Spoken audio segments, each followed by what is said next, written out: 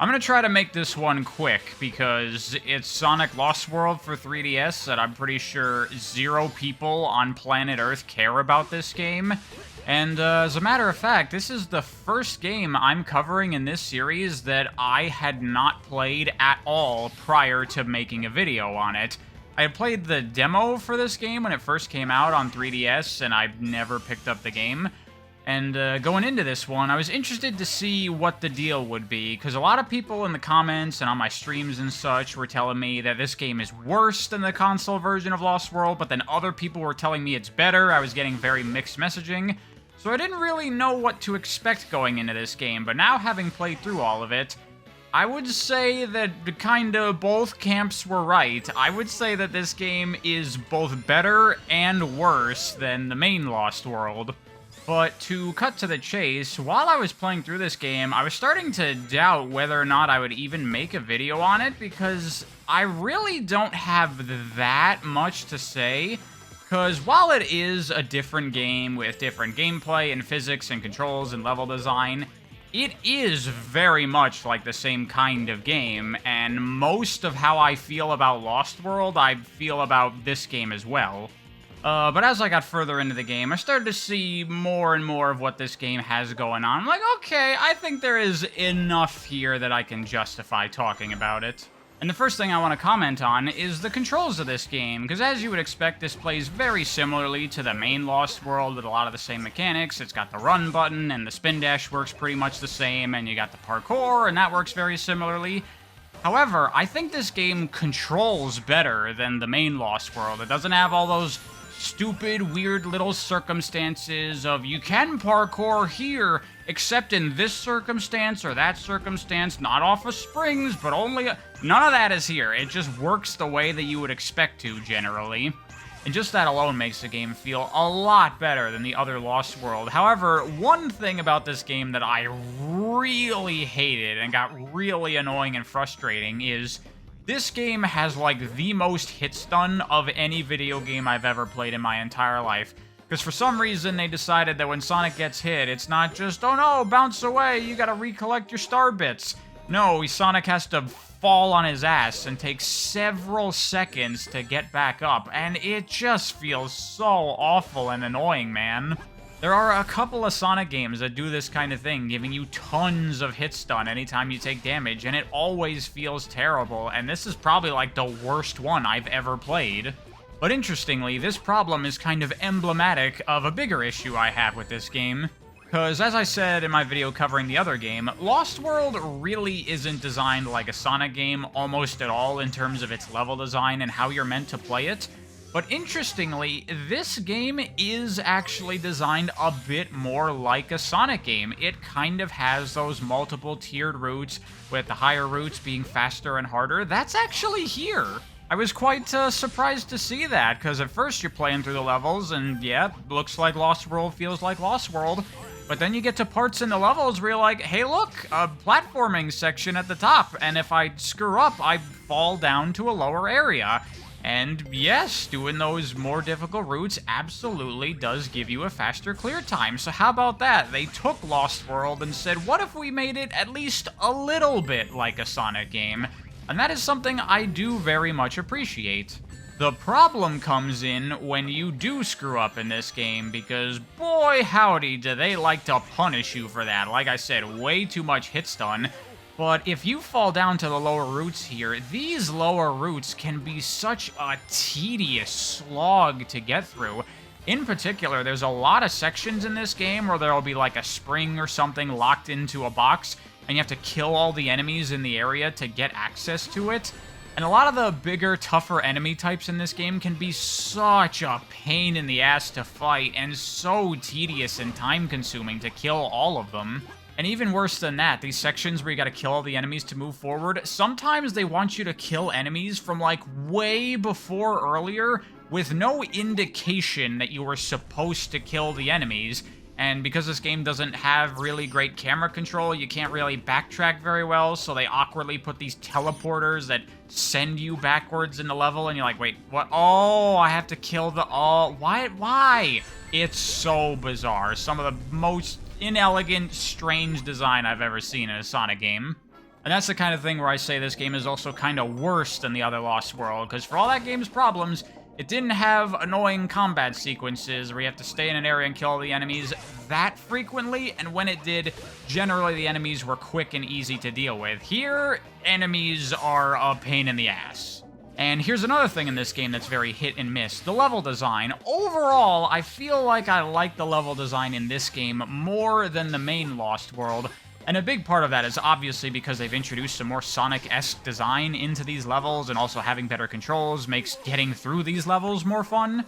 But also, I felt that this game had much more room and opportunity for me to do fancy cool bullshit, which is not at all something I felt I could do very much in the main Lost World. Here, I can look at the level design, and because I know how the parkour works, and it generally works the way I expect it's going to work, I can do things. I can go, huh, can I do that? I bet you I can do that. And then I do it, and it works, and I get to do a cool little fancy bullshit skip or whatever, and it's fun. There is still some clunkiness here and there that you gotta deal with for sure, and that can get annoying, but way more often than in the other Lost World, I was able to do cool things and get a little bit creative with how I play these levels.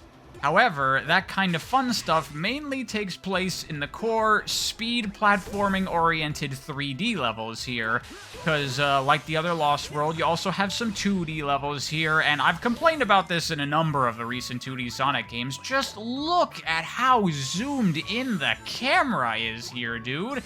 You can't see anything. I'm so sick of this shit in 2D Sonic games.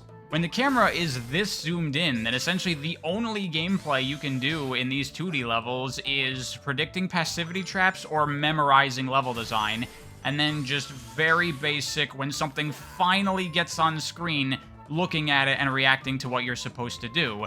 And it's just not fun, man. Like, the ability to do big, cool, fancy slope jumps and stuff is here, but I have no idea where I'm going or what I'm doing.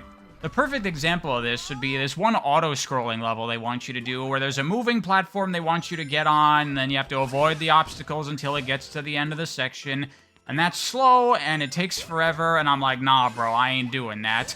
So I tried to skip the auto-scroller by just jumping from those stationary platforms along the path, one to the other. And the thing is, you can do that in this. You can get through this whole sequence without having to wait on the auto-scroller, which is cool. That's something I like about this game. But because you cannot see the platforms, it's all just blind jumps, so it turns into just trial and error, throwing yourself off the cliff to learn where the platforms are, so that way on the next run you can jump on the platform, and then you make another blind jump where you don't know where you're going, but then you see where that platform is, and you're like, okay, now, and it sucks, like, just let me see. And like when you're using the drill wisp, the camera zooms way out and lets you see more, so it's not like a technical limitation or anything. The game can do this. They just chose to make the camera so close that you can't see anything. And please stop with these 2D Sonic games and the camera. And while that's certainly a problem and something that I'm not in love with this game, at the very least, you can still have some fun in those 2D levels, because it's still fast-paced 2D Sonic-y type platforming, and it can be pretty cool. But you might have caught earlier that I talked about the core main 3D speed-based levels, because there is a lot of level design in this game that does not make any sense for a Sonic game in the slightest. There's a lot of puzzly level design here. Like, this level is the perfect example of it, where you have all these apples that you need to push around to get them into these holes in order to open your way forward. So then you gotta go through these little courses and push the apples through and don't get hit by the spiked balls. And it's like, what are you why am I doing this in a Sonic game? You also have stuff like this one 2D level here where there are these balls that chase after you, and you have these switches that move the platforms, so you have to move the ball into the right position and then hit it to stun it so it stays on the switch, so that way the platforms are where you need them to be so you can move forward, and you gotta hit all the switches and do all this stuff, and it's like, what? Why are you doing? This is not Sonic. This is not what you want to be doing in a Sonic game. And there is so much design like this all over the game, and it kills the pacing, because you're having some fun with the fast-paced Sonic-y platforming gameplay, and then it's alright, everybody, let's stop and let's push around some snowballs or whatever, and it sucks, man. And it can cause some levels to go on forever. Seriously, I had some level completion times here where it took over 11 minutes to complete the level. And it really feels like it drags on, especially when these longer levels are generally the ones that have this more annoying, slow-paced kind of puzzle design. The ones that are faster and more fun and feel like I'm playing a Sonic game, those ones generally are pretty good length and feel like Sonic levels. But then every now and then you run into one of these levels that is way longer than it should be and isn't even really fun to begin with. In fact, I'll just cut ahead to talking about time attack in this game. I started to do it, and I was kind of having some fun with it because you can do cool stuff in this game, and the controls are reliable. But very quickly, I ran into, oh god, not this level, and I would just skip it. And then I'd be like, nope, not this level either, and I would skip that one too. And I just started skipping through so many of the levels to the point where I didn't even really do much time attack here, because I just find so many of these levels to be unfun. And I would say that's a pretty good summation of what this game is like. When it's good, it's pretty good. But when it's bad, oh god, it's so bad. And because of that inconsistency, I did not bother getting all the red rings in this game. I started collecting them, but again, you get to those levels and you're like, nope, not doing that. Not playing this level 15 times and searching around in all the different areas to get all the red rings. Cannot be bothered, way too tedious and unfun and boring. And it's a real shame. If it wasn't for those unfun combat and puzzle sections, I think this would have been a much better game than the main Lost World.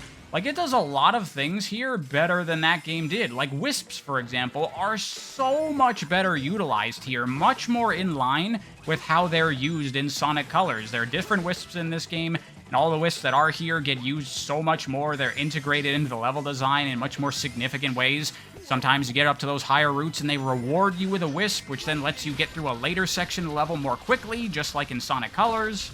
All the new Wisps here are more fun and usable than the new Wisps from the main Lost World.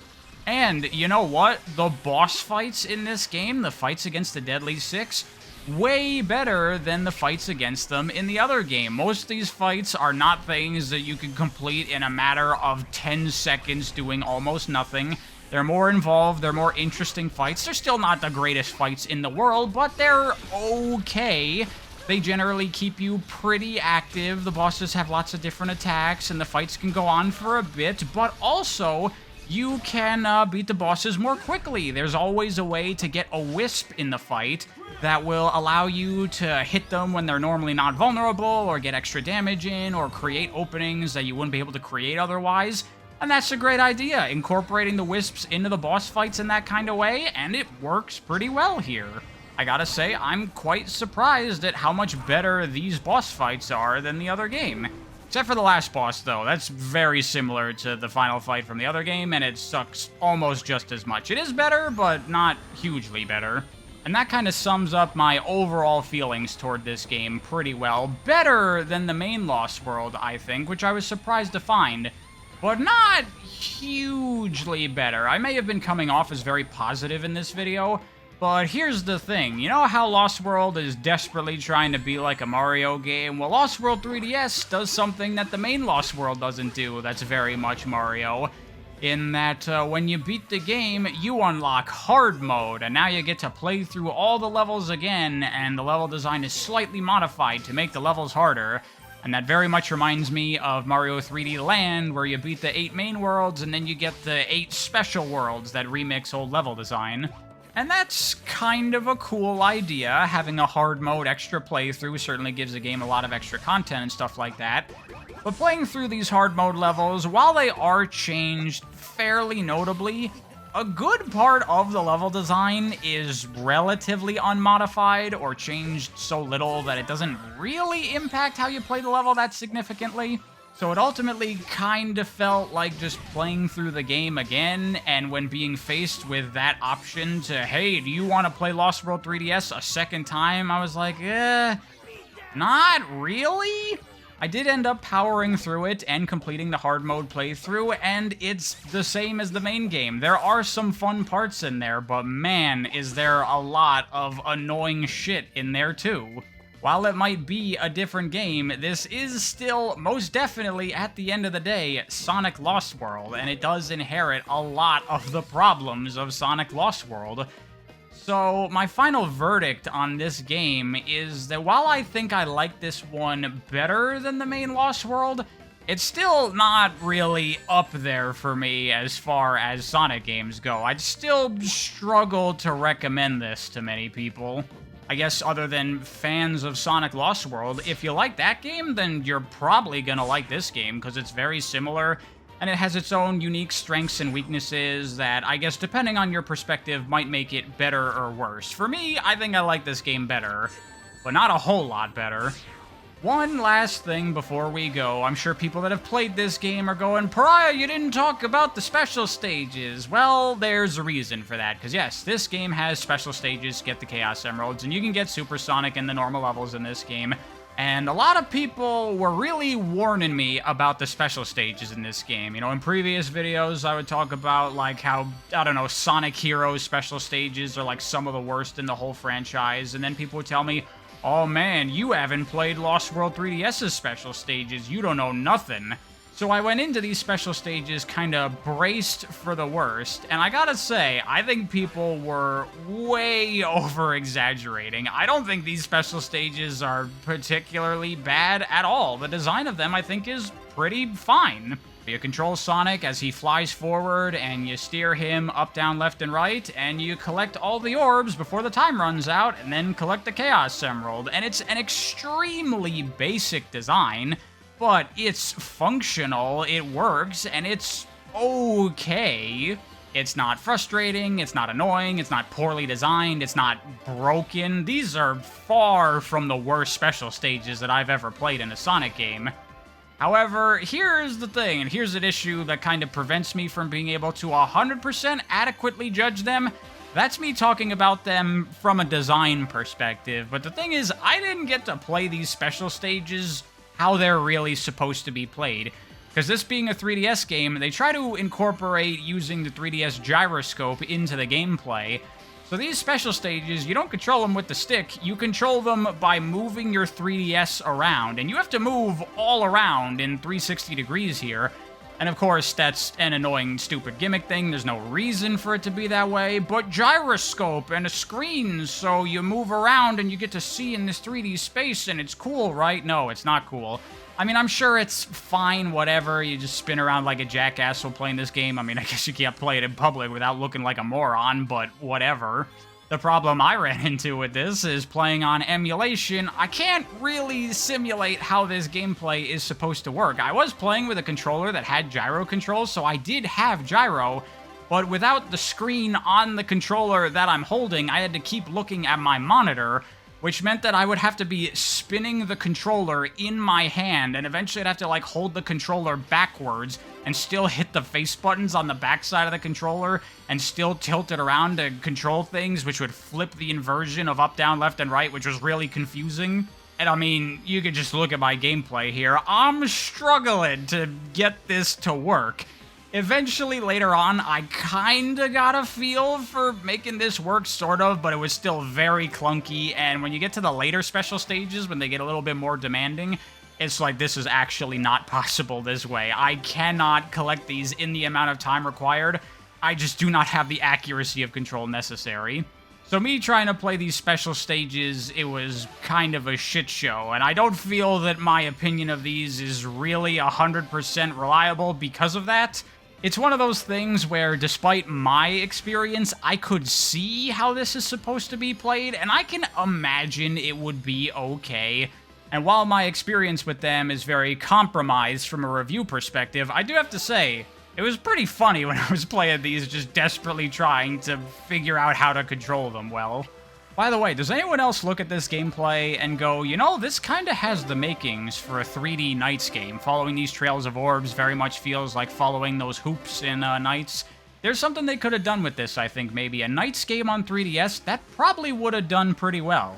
Oh well, whatever. Anyway, that's it for Sonic Lost World 3DS. It's mostly a very similar game to the other Lost World, but maybe a little bit less bad for what it's worth.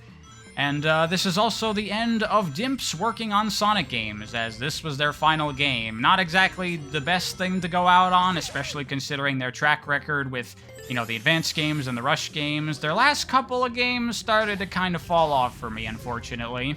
But still, I find that Dimps has way too harsh of a reputation within the Sonic community. You know, Sonic 4 comes out and, oh god, Dimps is terrible, they don't know how to make Sonic games. When that's not true at all. They made many good and even great Sonic games, and I, overall, still kind of look back at their contributions fondly, partially just from ignoring all the games they made that I don't like. But hey, they got more hits than misses, at least in my book, so, that counts for something, right?